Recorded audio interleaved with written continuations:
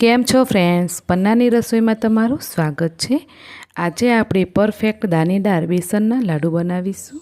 મીઠાઈવાળાને ત્યાં મળે એનાથી પણ વધુ સસ્તા અને સ્વાદિષ્ટ બનશે।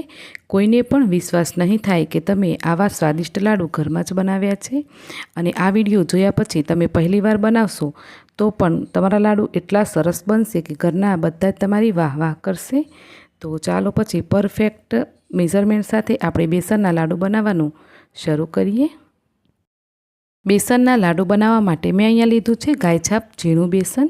તો બેસનને આ રીતે ચાળણીથી ચાળીને જ લેવું અને આ રીતે ગ્લાસ રાખી અને પછી બેસન ચાળવાથી બેસન વધારે પડતું આમ તેમ ઉડતું નથી। તો એક બાઉલ આપણે ચાળી લીધું। હવે લેશું એનાથી જ અડધો બાઉલ, એટલે ટોટલ વજનમાં આપણું જે બેસન છે એ 500 ગ્રામ છે। તો બધા જ બેસનને ચાળીને તૈયાર કરી લેશું। પરફેક્ટ લાડુ બનાવવા માટે બેસનને ચાળવું બહુ જ જરૂરી છે। તો હવે આપણે બેસનને ધાબો દેવા માટે એક બીજું વાસણ લેશું। એની અંદર આપણે 1 વાડકી જેટલું દૂધ લેવાનું। ચમચીથી માપીએ તો 5 ચમચી જેટલું દૂધ છે અને 2 ચમચી ઘી લેશું અને હવે એને થોડું ગેસ ઉપર રાખી અને ગરમ કરવાનું। તો એકદમ વધારે પડતું ગરમ નથી કરવાનું, ખાલી એને હુંફાળું ગરમ કરી લેવાનું। હવે આપણે જે બેસન લીધું એ ઝીણું બેસન લીધું, એટલે દૂધ અને ઘીથી એનું મોવણ કરી અને આપણે બેસનમાં ધાબો દેવાનું છે।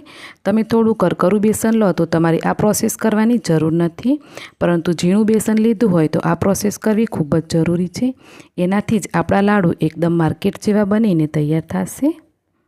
તો થોડું થોડું કરતાં જઈ દૂધ અને ઘી એડ કરતા જવાનું અને મિક્સ કરતા જવાનું। તો બંને હાથની હથેળીથી બરાબર એને ઘસી ઘસી અને મોવણ લગાવી લેવાનું છે। મોવણ લગાવ્યા પછી આપણું જે બેસન છે એ કંઈક આ રીતનું બનીને તૈયાર થશે। તમે એને 2 મુઠ્ઠીમાં બંધ કરશો તો એકદમ એ મુઠિયાનું શેપ લેશે અને જેવું આ રીતે ખોલશો એટલે એકદમ ખુલી જશે। તો બસ આ રીતનું આપણું બેસન તૈયાર ના થાય ત્યાં સુધી થોડું થોડું ઘી દૂધ નાખતા જઈ અને મોવણ લગાવી લેવાનું। ત્યાર પછી એને આ રીતે દબાવી અને સેટ કરી 10 થી 15 મિનિટ માટે બાજુ પર મૂકી દેવાનું રેસ્ટ કરવા માટે। જ્યાં સુધી આ બેસન આપણું રેસ્ટ કરશે ત્યાં સુધી આપણે આ લાડુની અંદર નાખવા માટે બૂરું તૈયાર કરીશું।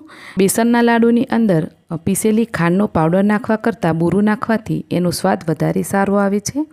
તો આજે આપણે ઘરમાં જ બૂરું કે તગાર બનાવીને તૈયાર કરીશું અને એનાથી જ બેસનના લાડુ બનાવવાના છે। તો તગાર બનાવવા માટે એ જ વાસણથી મેં 1 બાઉલ ભરી અને ખાંડ લીધી છે। મેં 500 ગ્રામ બેસનના બનાવતા હોય તો 500 ગ્રામ ખાંડ લેવાની। ખાંડને આપણે કઢાઈમાં નાખી દેશું અને ખાંડ ડૂબે એટલું જ પાણી નાખવાનું। તો પાણી પણ આપણે એ જ બાઉલથી માપીએ તો અડધો બાઉલ પાણી વાપર્યું છે મેં અહીંયા તગાર કે બૂરું બનાવતા થોડો ટાઈમ વધારે લાગતો હોય છે, એટલે આપણે આ બંને વસ્તુને બાજુના બર્નર ઉપર હું ગરમ થવા માટે મૂકીશ। વચ્ચે વચ્ચે એને હલાવતા રહેવાનું અને આ બાજુ આપણે જે બેસનને સેટ થવા માટે મૂકેલું એ બેસનને લાવી અને ચાળવાનું છે। તો આપણે આ રીતે બંને કામ સાથે કરીશું તો આપણો ટાઈમ છે એ બહુ જ ઓછો જશે। તો સૌથી પહેલાં તમારે આ રીતે બંને હાથની હથેળીથી એકવાર ફરીથી આને આ રીતે કરી લેવાનું, એકદમ દાણા દાણા એના ખોલી લેવાના। ત્યાર પછી ફરીથી આપણે ચાયણો લઈ અને આને ચાળી તૈયાર કરીશું।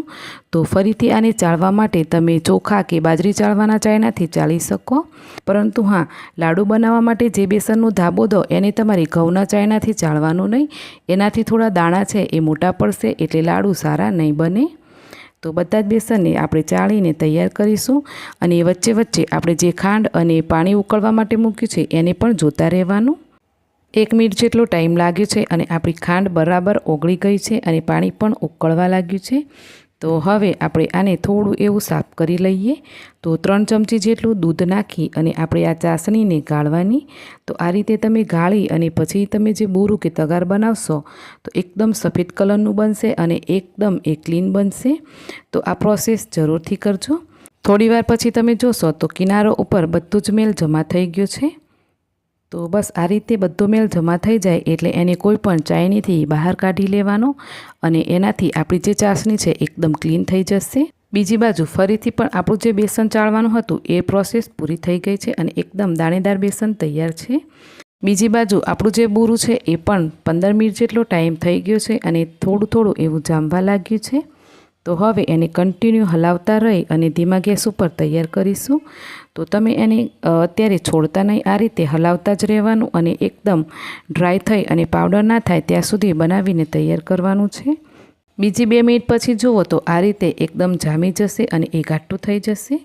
તો આ રીતે થોડું એવું સામાન્ય લિક્વિડ હોય એટલે ગેસની ફ્લેમને ઓફ કરી દેવાની અને કન્ટિન્યુ એને ચમચો અંદર જ હલાવતા રહેવાનું, જેથી એ એકદમ પાવડર થઈને તૈયાર થઈ જશે। તો આ રીતે તમે ઘરમાં જ બુરું બનાવી અને લાડુ બનાવી શકશો ફ્રેન્ડ્સ। ટોટલ 20 થી 22 મિનિટ જેટલો ટાઈમ લાગ્યો અને આપણું જે બુરું હતું એ બનીને તૈયાર થઈ ગયું છે આ રીતે। તો બસ આપણો ખાંડનો પાવડર બનીને તૈયાર છે। તો ચાળણીથી એને તમે ઈચ્છો તો ચાળી પણ શકો છો।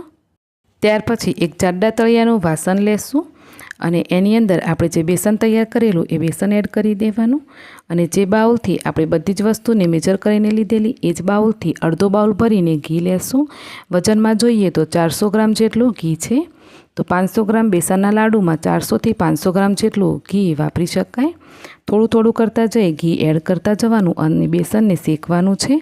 તો બેસનને તમારે ધીમી ગેસ ઉપર રાખી અને ધીમા ગેસ ઉપર જ શેકવાનું। અહીંયા બેસનને શેકાતા પણ 10 થી 15 મિનિટ જેટલો ટાઈમ થઈ ગયો છે અને આપણું જે બેસન છે એ આવી રીતે એકદમ હલકું થઈ ગયું છે અને આ તમે જોઈ શકો કે એમાંથી એનો કલર પણ થોડો એવો ચેન્જ થવા લાગ્યો છે। તો આ રીતે તમારે ધીમા ગેસ ઉપર જ બેસનને શેકીને તૈયાર કરવાનું। એકદમ હળવું બેસન થઈ જશે, તમને લાગશે કે એની અંદરથી આથો આવી ગયો છે, તો બસ એ રીતે થાય બેસન ત્યાં સુધી એને શેકીને તૈયાર કરી લેવાનું।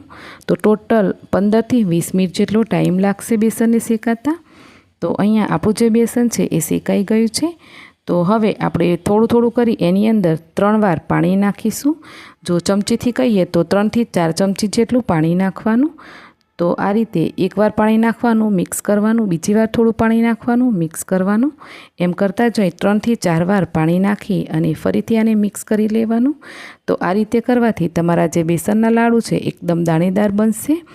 પાણી નાખ્યા પછી ગેસની ફ્લેમને બંધ કરી આપણે મિશ્રણને ટ્રાન્સફર કરી લઈશું બીજા વાસણની અંદર અને એને ઠંડુ થવા દેવાનું।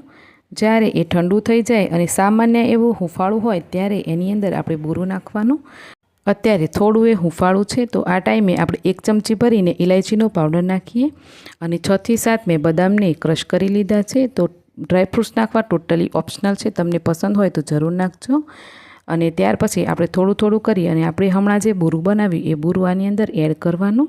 તો 500 ગ્રામ બેસનનું આપણે લાડુ બનાવ્યું એટલે આની અંદર તમારે 400 થી 500 ગ્રામ ખાંડનું બુરું બનાવી અને એડ કરી શકાય। એનાથી તમારા લાડુ કમ્પ્લીટ મીઠા થઈને તૈયાર થશે। તેમ છતાં પણ ગળપણ તમે તમારા ટેસ્ટ પ્રમાણે વધતા ઓછી કરી શકો। તો મેં અહીંયા ટોટલ 500 ગ્રામ જેટલું બુરું એડ કરી દીધું છે। બરાબર મિક્સ કરી અને આ રીતે નાના મોટી તમને જેટલી પણ સાઈઝના લાડુ જોઈતા હોય એટલા લાડુ બનાવીને તૈયાર કરી લેવાના। તો આ રીતે લાડુ બનાવવાથી લાડુ છે એકદમ ફ્રેશ, સ્વાદિષ્ટ અને એકદમ દાણેદાર બનીને તૈયાર થઈ ગયા છે। તો ફ્રેન્ડ્સ, તમને આજની રેસીપી કેવી લાગી કોમેન્ટ કરીને જરૂરથી જણાવજો। અને હા, આ રીતે બેસનના લાડુ એકવાર બનાવી ટ્રાય કરજો। અહીંયા એક લાડુ હું તમને આ રીતે તોડીને પણ બતાડું છું। તમે લાડુ જોઈને સમજી ગયા હશો કે લાડુ કેટલા પરફેક્ટ દાણેદાર બનીને તૈયાર થયા છે।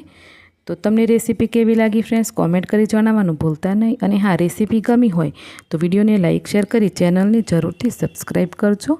મળીશું એક આવી જ નવી રેસીપી સાથે। આવજો।